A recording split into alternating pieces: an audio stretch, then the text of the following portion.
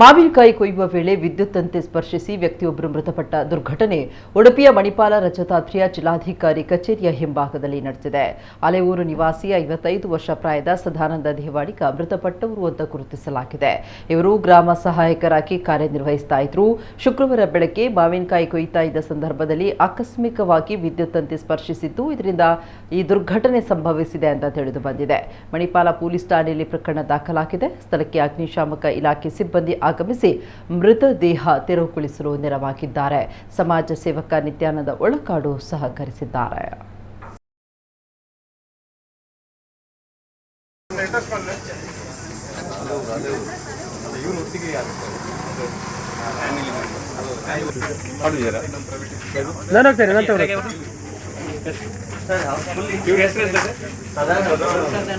ಅಲ್ಲ ಅವ್ರದ್ದು ಇನಿಷಿಯಲ್ ಇದ್ರೆ ಕೇಳ್ಕೊಳ್ಳಿ.